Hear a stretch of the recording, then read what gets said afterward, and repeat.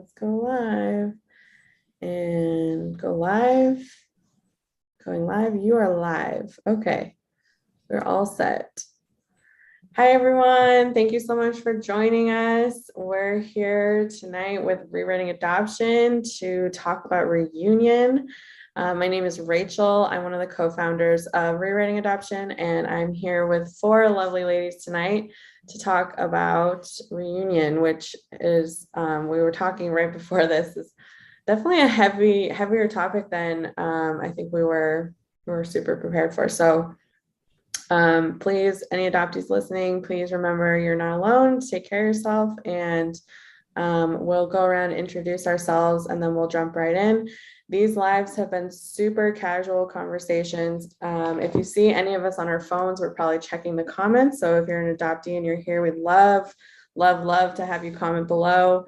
We read the comments live and we do talk about them. So would love to have you join the conversation tonight, especially if you're an adoptee in reunion as well. Or if you're thinking about reunion, that would be great. So just to kick us off, I did want to just mention that these lives have been super casual. This team that you see right here is our behind the scenes team at Rewriting Adoption.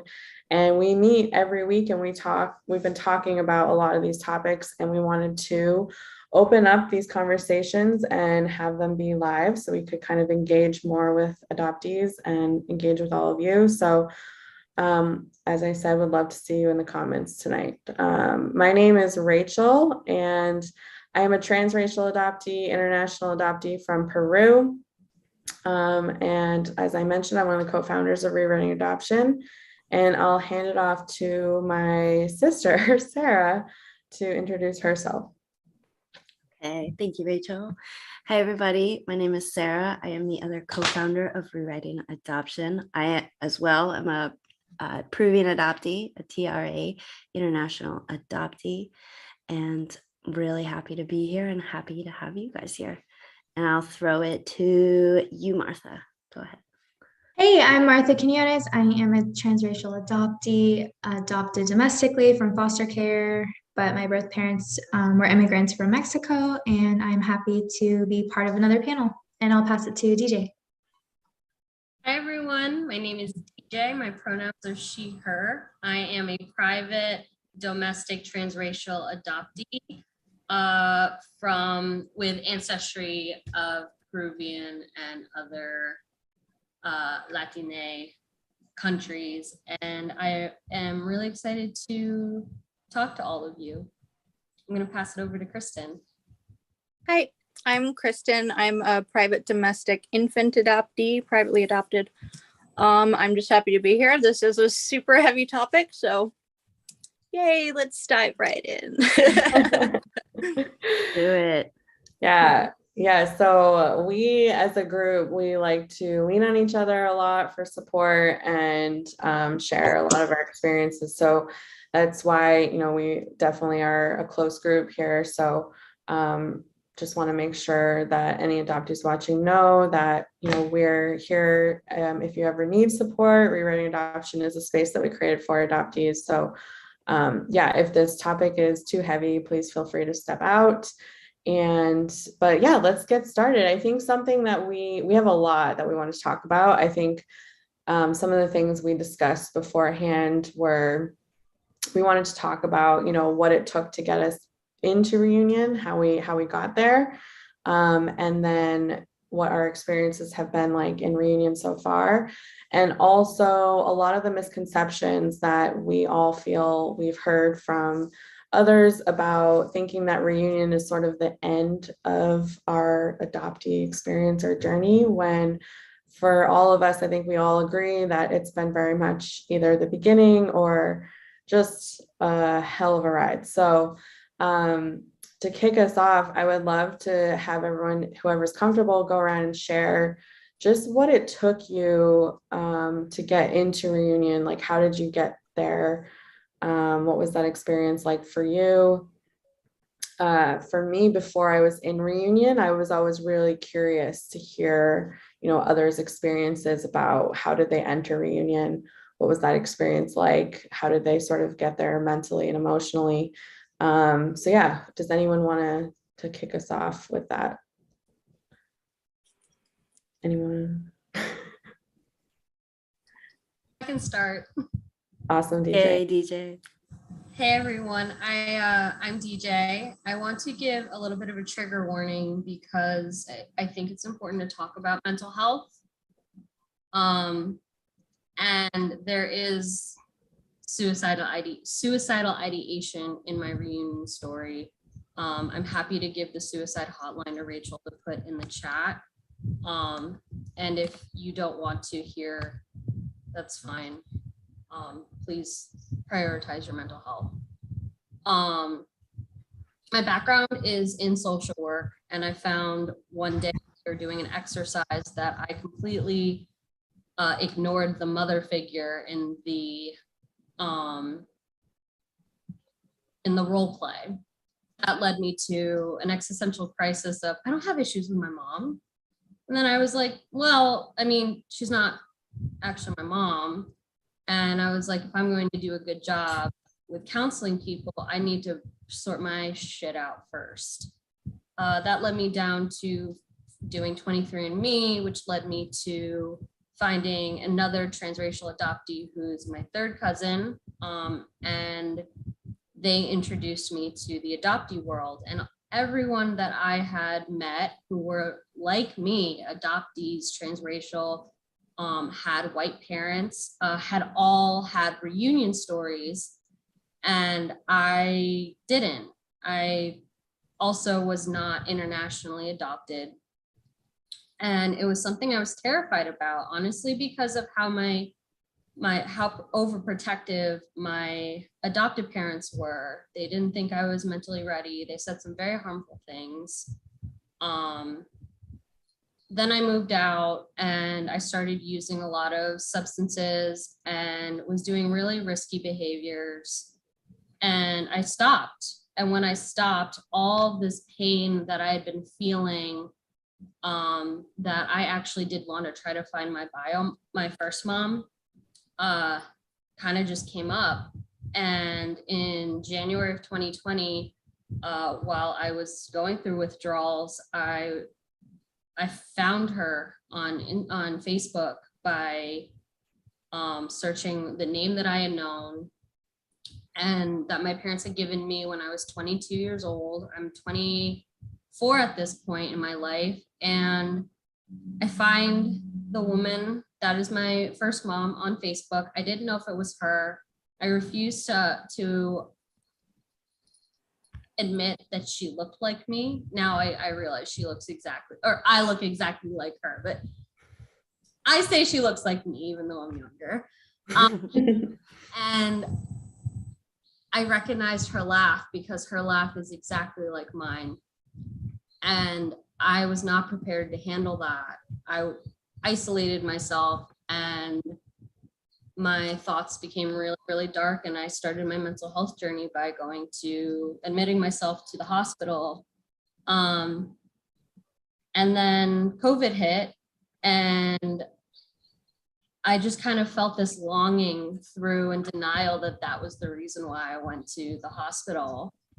And so that happened in January 2020. In May of 2020, I reached out to one of my friends in the adoptee community, and who I'd known was reunited, and asked how I could reach out to this person that I thought was my first mom. She helped me craft a message, and I messaged her, and a month later she messaged me back, and we realized that we are like mother and daughter. And I knew it was gonna feel like a false peak of where I think I'm gonna get there, and then there's this relationship, and now I'm just gonna keep it at that. It's complicated like a lot of my relationships, and I would love to pass it over to someone else because there's so much more to say, but that's the very, very very, very down version, which is still long to me. Yeah. No, but thank you. Thank you for sharing, TJ, and thank you for being so vulnerable and sharing as well. Really appreciate it. Does anyone else want to share just a little bit about how they got in? Yes, Martha, go ahead. So in COVID, I think I've heard a lot of adoptees have kind of gone into reunion during the shutdown. And I think it's because we just had a lot of time with our thoughts. And I started writing a lot because I've just been so busy with college and work. It's like, let me get back into my passion of writing. And I would join these like virtual workshop classes where they just give you these little topics. And I realized this theme kept coming up in my writing that just like kind of naturally free flowing, and it was about my birth family, and that like really surprised me, like wow, like this is coming out in my writing, like it's like in the back of my mind this whole time. And so I was like sitting with this thing that just kind of surfaced that just is like hitting me as I'm writing it out. So I decided to go back through some boxes and in an envelope that I've kept for years that I got from social services, and it's a contact of a private investigator. So I called her up, was just like, let's just see what happens. And I just decided to take a leap of faith. I told her I literally just know my birthday, where I was born, and my first name's Martha, but I don't know any names or anything. And she's like, oh no, that's good. Like I can do it. And I'm like, are you sure? Okay. Like, I don't know how you're gonna do it, but like, let's just do it. Fuck it. So in less than 7 days, she found my birth family, which was crazy to me. I was just like, I can't believe how easy it was. Like, it's almost annoying how easy it was for her to find. And it's also annoying that I had to pay her, and I had to pay her up front, which also made me really nervous. I had to like PayPal her the full amount, and we're talking over $2,000. So I was like, if this is a scam, this is really gonna suck. But I just had faith that I got it from a trusted source. You know, a social worker gave me her contact, so that kind of helped. And of course, I looked her up, and her website looked legit, and she had like little stories of people that she reunited. So she reunites adoptees, like that's her specialty. She helps adopted people find their bio family. So anyways, yeah, so that's how I found them. And it just overnight, I was instantly in reunion as soon as the private investigator gave me all this information that I'm like quickly writing down. She sent me a file. She's like, by the way, this is your sister's phone number if you wanted to call her. I already talked to her. She's super cool. And I'm like, what? And then as soon as I hung up, the phone number that she gave me is calling me on my phone. I'm like, oh my God, my sister, who I just learned existed, is calling me. So we spent, I think this was at like 6 p.m. on a Wednesday, and her and I ended up on the phone till like 4 a.m. Wow. the next day. And then we're like, yeah, we got to go to bed. We have work the next day, but like, yeah, we shared each other's Facebook. So that was the start. Right now, reunion is crazy. And as Sarah had said on her stories, it is just the beginning, at least for me. So I will give it to Kristen.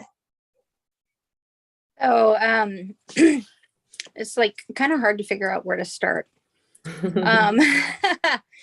So I lost my adoptive mom when I was in high school, and there was one of my friends. I've been friends with her since like middle school. She was pretty close with my family over at my house a lot. It's like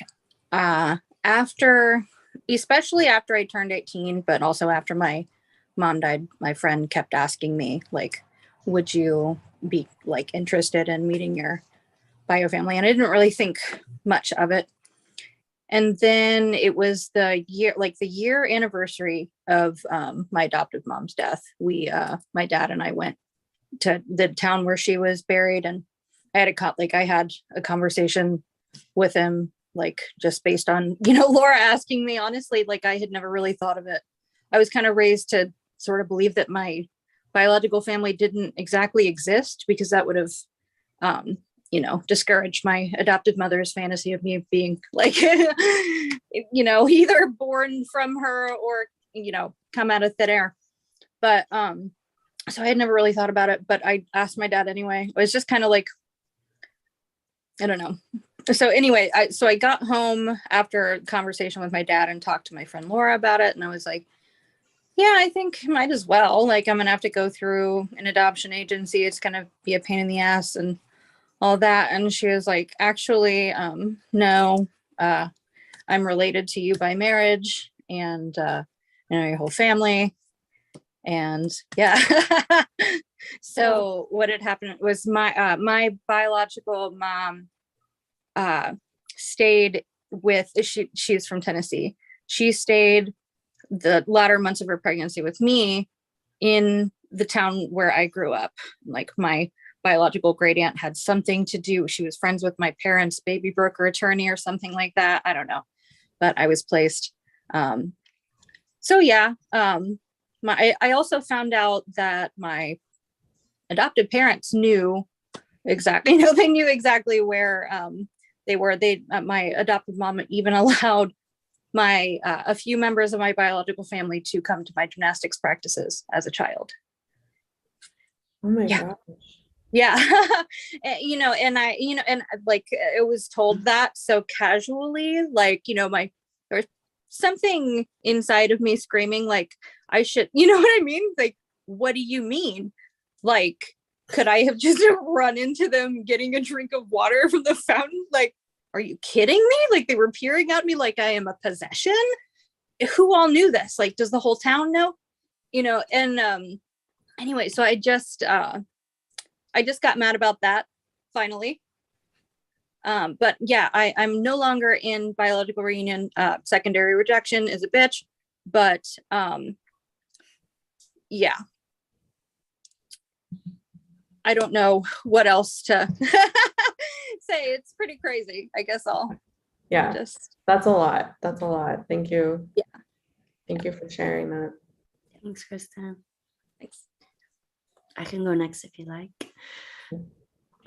So when I was 21, I was about ready to travel to Peru to study abroad for a semester over there. And I had always knew I was going to go back to Peru, always hoped I would eventually find my birth mother and my family. But I really was going to take this going back to Peru for the first time as a chance to get reunited with the country. And I thought, like when I'm ready and I feel it might be this trip, might be not, it might be a next trip. Once I get my bearings, I'll really try and find my biological family. And it was honestly kind of like sprung on me. I know the intentions of my parents at that time were purely trying to be positive and help me. But so what happened was I'm doing laundry or something, and I get a call from my mom being like, Sarah, can you come into the living room or the family room? Your father and I want to talk to you. And in my past, that always led to like, crap, what have I done? What have they found out that I've done? Like, it just never was good news. So I was like, oh no. So I walk over there, I'm sitting on the couch, ready for them to just like tell me what I did wrong. And all of a sudden my dad hands me this paper. He's just like, and I look at it and I thought it was myself at first. Like, I was just like, what is this photo of me? And like, what, like, and I look closer, it's like a black and white photo. And I look closer and I'm like, oh my God. And the second I realized who I was looking at, which was my birth mother, I look up at him and his eyes are just like all like just watering. And he's just like, we found her. And so I was shocked. I was just not ready for that moment. And I have a very like go with the flow kind of thing. So I just embraced it. And I was like, okay, like, what does this mean? And I guess the nun that was involved in mine and Rachel's adoption was kind of like their only window, seeing that we lived in a really white town. My parents don't have a lot of diverse friends. And so she was kind of one of the only people that spoke Spanish. So she was the middleman for me. And unfortunately, she forgot to mention to my birth mother that I was coming to Peru, like within the next several weeks. And so she never mentioned it. And naturally, my birth mother was very like taken back, like just out of thin air. All of a sudden, someone's calling and like, hey, like your biological daughter like wants to contact you. So at the moment, she felt like she wasn't ready. And so that was a really hard rejection as well to have to withstand it. It really hurt. And I kind of just was like, all right, like whatever, I'm gonna go to Peru, do my thing, and if I feel ready, I'm gonna reach out to her. I have her number. And so I went to Peru. I had a great time. I tried to call her a few times and never could connect. The number didn't seem like it was valid anymore. So I was really like bummed and thinking, that I'd lost my shot, and just trying to find ways to cope with that and say like, it's okay. Some people meet their birth mother, you didn't, and that's just life. And just coping mechanisms after coping mechanisms, are trying to like be okay with that. And then one day my boyfriend and I were just like baking cookies, and randomly I was like, you know what, let's give Gloria another shot. Let's give her a call. And I tried it, and all of a sudden I hear like, hola, buenas noches. And I was just like, and I hung up. I did not want to, I had no idea what to say. I wasn't ready for it at all. But one thing led to another.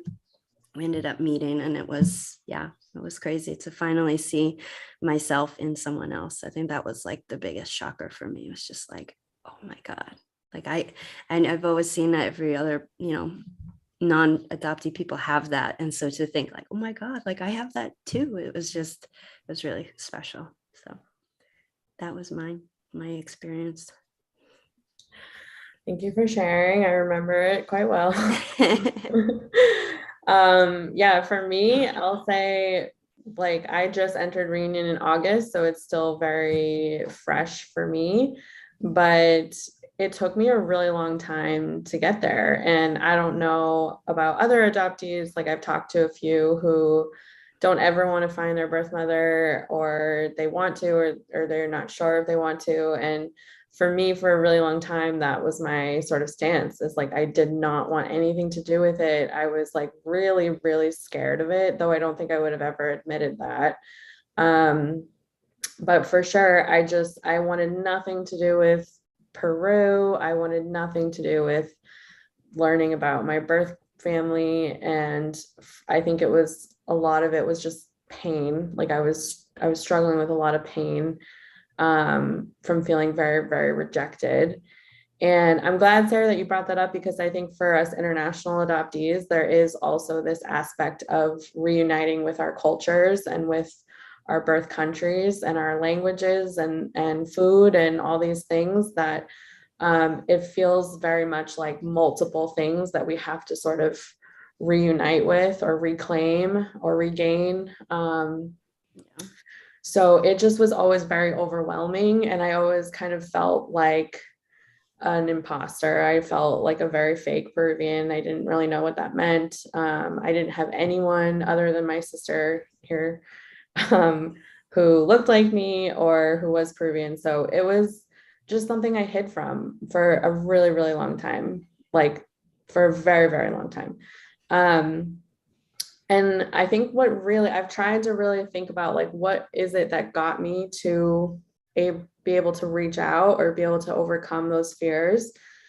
And the few things, it was like many things over time, like many different life events, like getting married and experiencing infertility and things like that. Like it started making me view family differently and started making me view life events differently.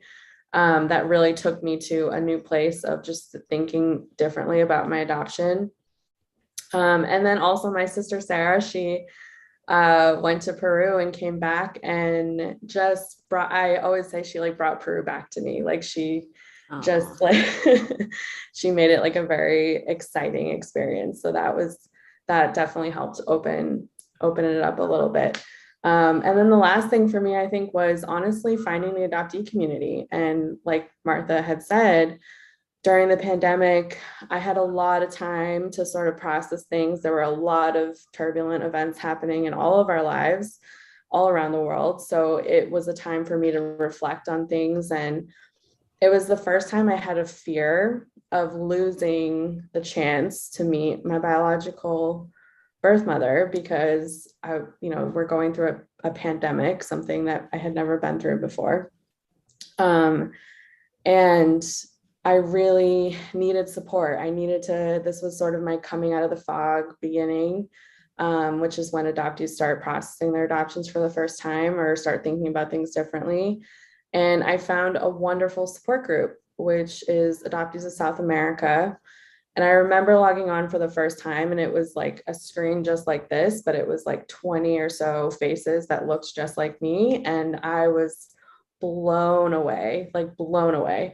And just hearing everyone's experiences with searching, not searching, wanting to connect with their roots or not wanting to connect with their roots, going through those same experiences together really helped me process my own experience. And so, yeah, that's when I actually couldn't bring myself to reach out to my birth mother. We had found her on Facebook a couple years earlier, and I was way too scared of being rejected.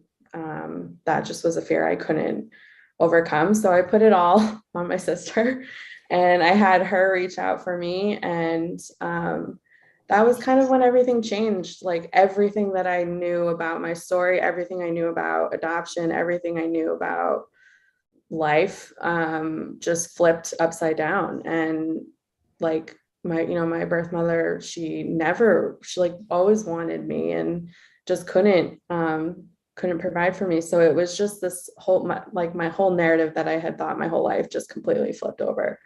And yeah, meeting my birth mother for the first time is the moment that I think I'll never forget. I definitely blacked out. Like I remember seeing her and then I remember hugging her. I don't remember getting from like point A to point B.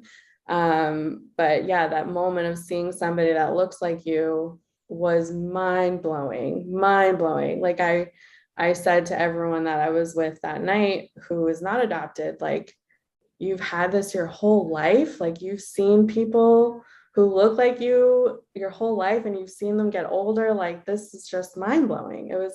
I could not wrap my head around it. So, and that's something still to this day. It's like, it shocks me every time I see my family. So that's and your birth mother looks exactly like you, or vice versa. Yeah. For the record. And it is mind-blowing. Yeah. Yeah. It is pretty mind-blowing. It is mind-blowing for sure. But yeah, and I just want to thank all of you so much for sharing your stories, or the beginning of your stories with us. Like, I know that it's heavy and a vulnerable topic. So thank you so much for sharing.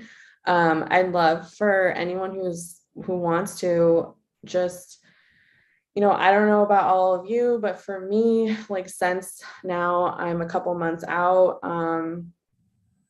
a lot of the response that I got to my reunion was really weird, and really shocking. And I didn't know how to react because I was going through something that felt very much like a death, or like a very heavy experience. And everyone around me who was not adopted, thought it was this like joyous celebration, and didn't really know that I was like struggling, like really, really struggling. And I think another reaction I get a lot is that people think that now that I've reunited with my birth mother, that like I'm healed, or like it's the end of my story, my adoption story, that it's come full circle or something like that. Where for me, it does not feel like that at all. But I'd love to hear from anyone else who wants to share, just like some reactions that you get, or what have reactions been, and how have you sort of navigated those? And do you feel like they've been like helpful reactions, or maybe not so helpful reactions? Would anyone want to share? When I went through my entire reunion, like I was so young when it happened. It literally it happened to me. Like, you know what I mean? It was just like, here you go. And I wasn't in the fog, like, oh yay, being adopted is great. It was never that. It was, but I was so out of touch. No one had ever given me permission to feel anything that I was feeling. So I just did my best to not feel things. But like, there were moments where, like, my great grandmother, who I didn't ever really admit it to myself, but looking back, I wanted nothing to do with my great grandmother or my grandmother, because I blame them, because I think that they should have done something, anything. But so anytime that my great grandma would say, like, oh, it's just like a fairy tale, like, I wanted to bop her on the head. But I could not breathe when she said that. But never really, I thought that I was supposed to be feeling that this is a fairy tale. Yeah, I hated that. I can't think of a single helpful reaction to me being in biological reunion from anybody, except maybe a friend one time when I was telling the story about like how everybody knew and they could have put me in contact. They just chose not to. And I was telling, I was like, yeah, my friend Laura, it's like who I always say is the only person that has ever handled my adoption with any sort of grace or with me in mind at all. And she was, my age. But I forgot what I was going to say. I like the way you Sorry, frame this is that, though. it's so much. It's so much. I totally It's forgot. a what I lot. was- This is a lot, Yeah. but I liked the way you frame that. And I think you were basically saying like helpful versus Yeah. harmful Okay. reactions. Did you Yeah. have any that were helpful or harmful? I was telling one of my friends and like about this, and I was like, oh yeah, and people didn't tell me until I was ready, and I'm so thankful for that. And my friend was like, are you sure? And that actually put the seed in my head. I mean, it was years later that I realized that none of that was okay, but she luckily, she had me in mind and said that, and it planted the seed, and then that, finally came to fruition 8 years later or something. So Yeah, and I'm seeing a comment come in that says, yes, the happy ending narrative is so prominent, and it is. I think we all agree reunion has been romanticized, and it's portrayed as this very happy moment. And what I think is missed is that there's a lot of grief, a lot of loss, a lot of pain. So what ultimately ends up happening is a lot of times adoptees don't get to process that, or they're processing it alone. But does anyone else have any either helpful reactions or harmful reactions that they experienced they want to share? Martha? Yeah, it's actually kind of funny because on Facebook, when I was like sharing about my reunion and stuff, I had more than one person comment like, "Oh, I can't wait to like read your book," or "Oh, I'm gonna buy the first book that you sell." And it is kind of something that people have told me throughout my life, like you should write a book. And I don't know if other adoptees have this that have been told to them, but I'm just so used to people telling me that, like I didn't think anything of it. Like it's just how they're reacting. And I guess so many people commented that my bio brother actually suspected that the whole reason why I found them was because I was writing a book. So he saw those, and I found this out months later, that he's had his guard up and he thought I was asking questions for like a book deal. So it's kind of funny now because I've since told them like that's just something people say. Like I promise you, I don't even have an editor. I'm not that good of a writer. I'm kind of flattered, but also like offended that you think I would have those intentions. So that's my little funny thing. And yeah. Wow. Yeah. wow, Wow. Yeah. that's rude. Yeah. How rude. But it is like you're saying, Martha, it is like people think it's this like, oh, you should make a movie out of this or a book out of this. And it's like, this is my life. Like, Yeah. and for you, Martha, to be asking all these questions of your siblings, like you just want to find out your story. You just want to find out your information. You're not actually like writing a book.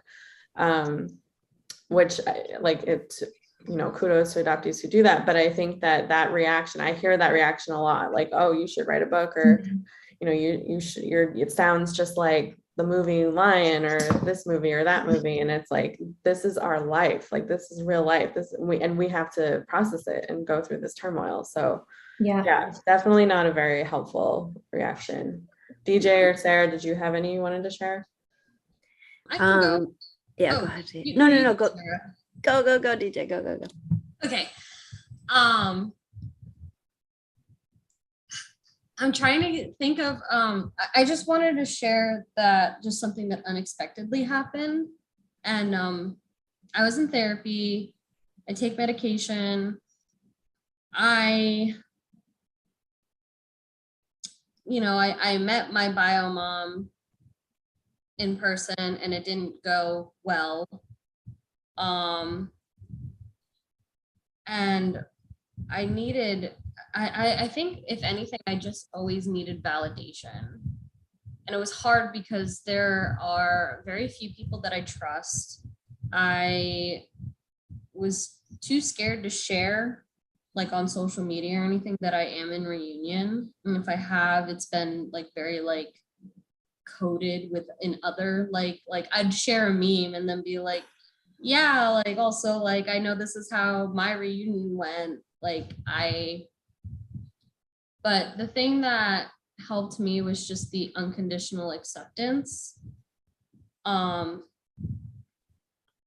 When I first give information, and not to say that people that I care about or who care about me haven't been perfect with it. You know, sometimes like before I went into reunion, a very close family member told me that they were afraid because they know how angry I get and how I have this rage, which is like connected to my adoption, and that they were concerned that they had the fear that if I ever met my bio mom before I got my head straight, that I would murder her. What? When I said, when, you know, I'm like, so like when I had this said to me, I started crying. I was like, you think that I'm capable of murder? And this person said, no, I never said that. I said, my fear is that you would.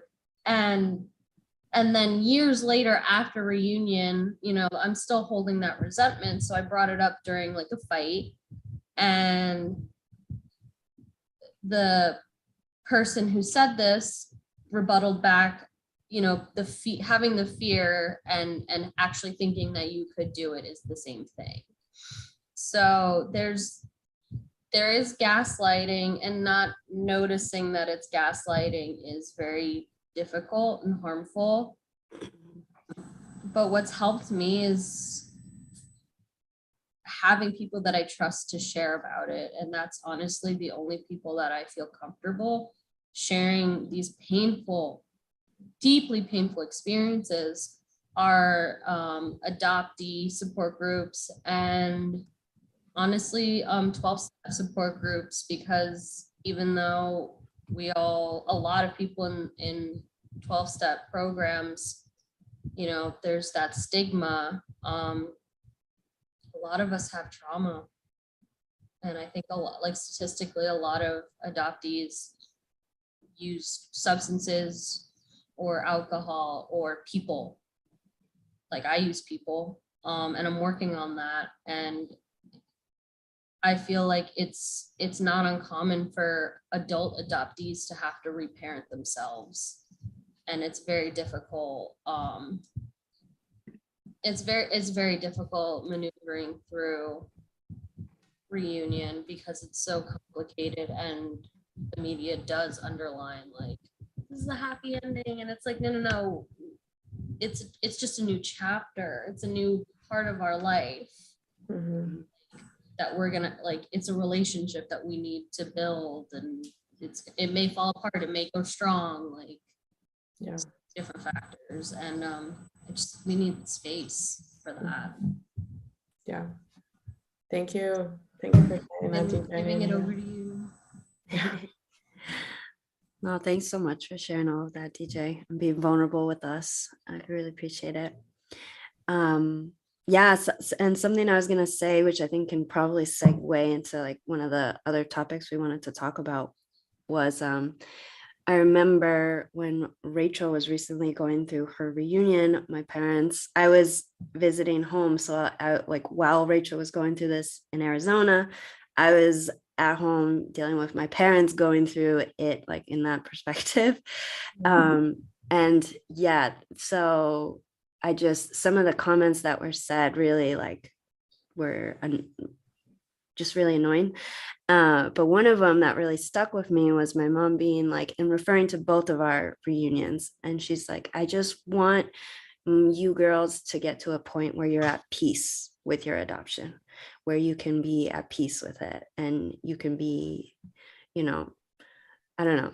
But I that's just like when I told her, there's never going to be a moment where I'm at peace with my adoption. There's never going to be a moment where I'm just like, okay with it. And I mean, I can heal from it. I can, you know, learn to grow and carry it with me, but it will always be a wound that I hold with me for the rest of my life. I've said this to Rachel, that I feel like adoption is a life sentence. It's never going away, and something that we will have till the day that we die. You know, we're just never going to not be unadopted, and all the things that come with it. And so it's just really frustrating that it's, as I had mentioned before, that there's this misconception that reunion equals the ending, reunion equals, you know, peace and closure and all of these things. But for me, what it really did was just open the floodgates to so many things. And in my experience, meeting my bio family and having a positive connection with them and everything, it's great and it's amazing, but it's so sad because I was away from these people. I didn't get to have 30 years of my life with these people, and now I have to, you know, try and make up for all that time. And that's where so much of the pain comes from. And that's where it's like, I think I get like annoyed when people see it as so like, oh, congratulations, that's so great and everything. And why isn't it met with also the compassion of like, but are you okay? And how are you doing? And all that stuff. So Yeah, and I would echo everything that you just said, Sarah, and everything that was shared here, just like on the bad reactions, very little good reactions.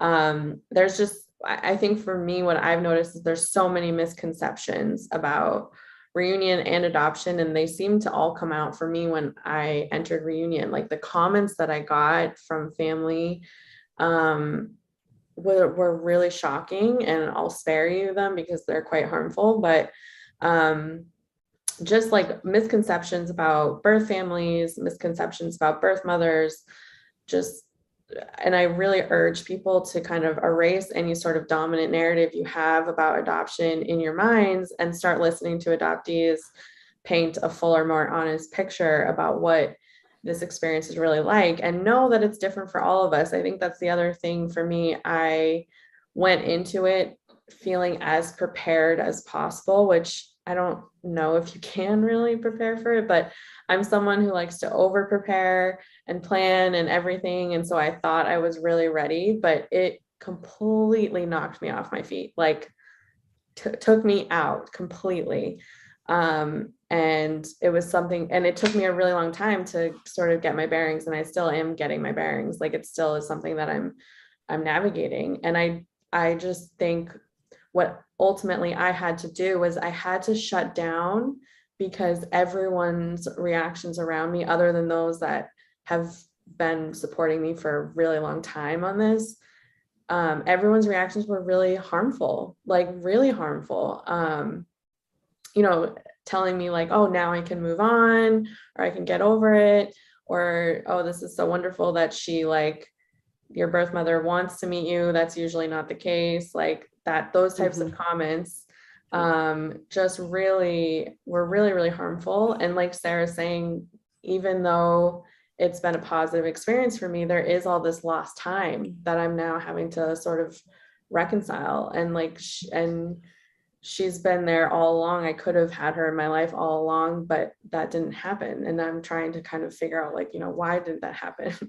So it's a lot for all of us to process. And I would love there to be a day where an adoptee says they're in reunion and they're met with some compassion and some support and empathy. It's the same type of thing. I think if you have a friend who's going through something really challenging or really difficult, like that's the reaction you should definitely be giving. I will say one positive reaction I had was, I mean, the only positive reactions I felt like I really had, other than the people in my life that are like super, super close to me, was from other adoptees. And, you know, other adoptees, like you say, you just enter a reunion and other adoptees are like, oh, I know what you're going through. Like that's a lot. So it's just an immediate understanding that this is a huge deal, and a life-changing experience, and not always positive. It's positive and negative all wrapped up into one. But I had one adoptee say to me, like, I'm so proud of you, like what you've gone through and what you've overcome. That's a lot. And you're still like doing your, you know, your job, and you're still maintaining all your other things. Like that's a lot. And like, is there anything I can do for you? And that was just like exactly what I needed to hear. It was a huge moment. So I think that that's what I would love. I would love there to be a shift in that support. And instead of like constant celebration, just remember that this is like a very, very sad moment for us sometimes, and for us to navigate. So we are getting close to time. So I did want to just kind of maybe wrap it up. We could all go around. I've said numerous times, like I had played out every single way I thought my reunion could go, except for how it actually went. And there was just no way to plan. But I'm curious, all of you, I would love for us to go around, just like, what would you tell yourself? Like if you could go back to pre-reunion, what would you tell yourself? What sort of advice would you give to yourself, or just anything that you would share with yourself before you are about to enter reunion? I would have told myself not to do it yet. I would have told myself to find a therapist and wait. and know the fact that I could get 10 years into reunion and then my whole family could just disappear, because that's a common thing, because birth mothers don't heal from what they went through, and it's always just a possibility that it can just all go away. Yeah, I don't the thing that really it is terrible about all of it is like just the happy like narrative. It really just it sets us up to be hurt. It sets our families up to be ruined. It's like I will never have my family because of this happy narrative. Like no one was prepared. No one saw it. It's like it wasn't seen as urgent for anyone to actually deal with any of this. And therefore I no longer have a family and I never will. And that's just, yep. So I would tell myself, just get in therapy and make sure that you're in touch with your feelings and not completely dissociated from every moment of this. So you can actually say that you were there when it happened. That's great. Thank you for sharing that, Kristen. I would say that before you go into reunion, or like to pass Sarah, before you go into reunion, make sure that you have some support systems set up. Make sure that, whether it's a friend, family member, therapist, somebody to be able to talk to. And also, I think it's so easy to fixate on the moment, like when you actually are in reunion, but maybe give it a little thought of like, okay, how do we think we're going to navigate this? If like you do meet family and you have a bunch of family, how are you then going to manage these relationships? And it's okay not to have the answers, but I think it's important to maybe think about that, because I didn't give that any thought before. I think I had just always thought up and until the actual meeting, and yeah, I just stopped it there. So I think it might be a little less overwhelming if you start to think of like, and then what, and how will I be okay, or what support systems do I have to help me navigate that? Love that.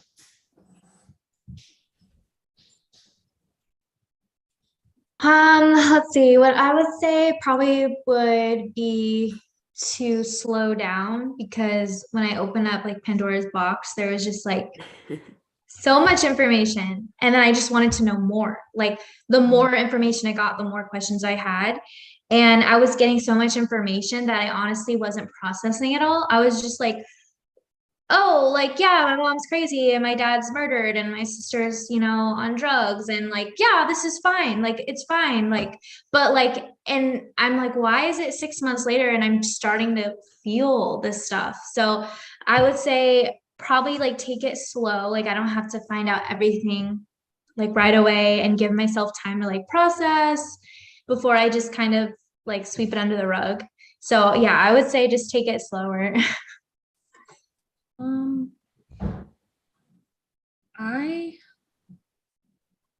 I don't know. I think And the only reason,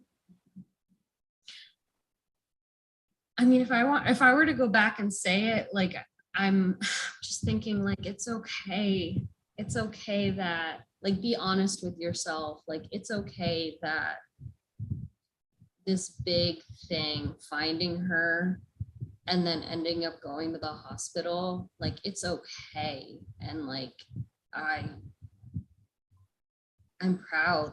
I'm proud of you because I know you're strong enough to take care of yourself, because you can't pour from an empty cup. I'm proud of you for going slow and listening to your gut when something doesn't feel right and you're getting, oh, this person wants to meet you, this person wants to meet you, you have siblings, you have this, you have that, like, and I don't know what stories to trust and what not, and that's okay. Like, just take care of you, and it's okay to be a little selfish if you hurt someone's feelings, like in the process. It's okay. You can't control their feelings. My bio mom and I met. She wanted to bring her 2 kids, and I just knew that would be too much for me. They're around the same age as my adopted sister. My sister, I don't consider her adopted, but she's adopted. And that it's okay to feel like it's okay. It's okay to feel the feelings that are coming up, and like, you're a fighter, you're alive. Just keep going. Do what makes you happy and comfortable, because comfort is something that you haven't felt for so long, and you deserve to be comfortable.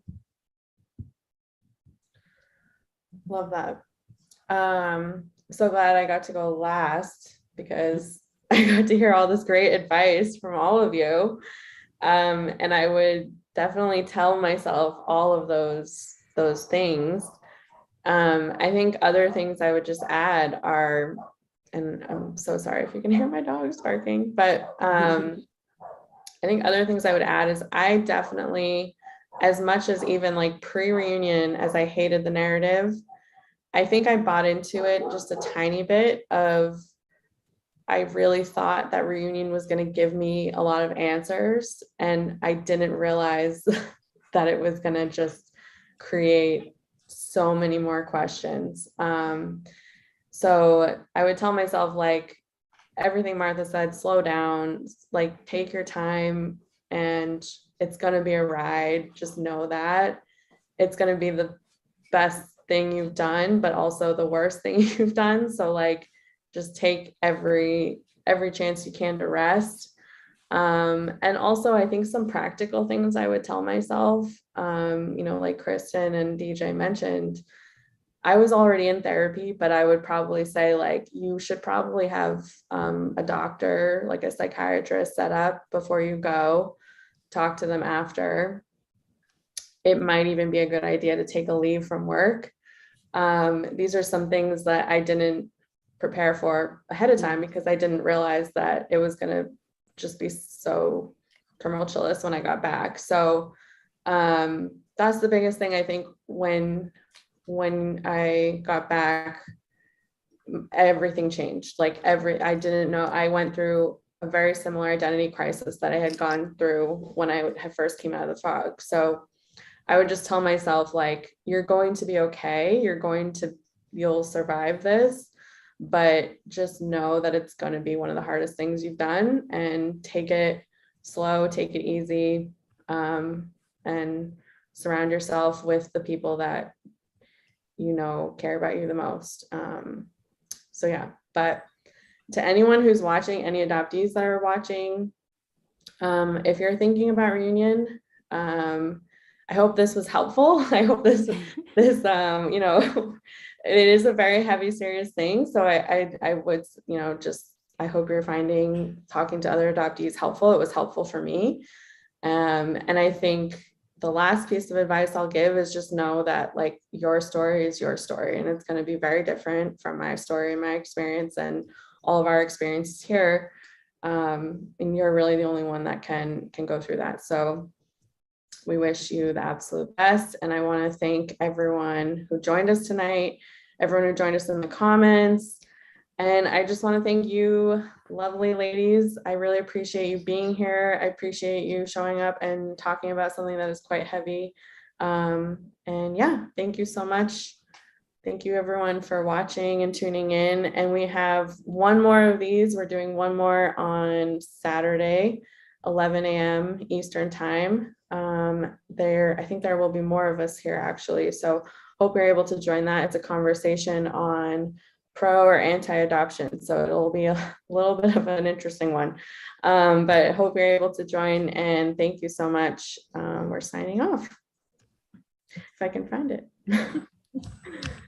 Bye. Bye. Thank you. Thanks, everyone. Thank you guys. Okay.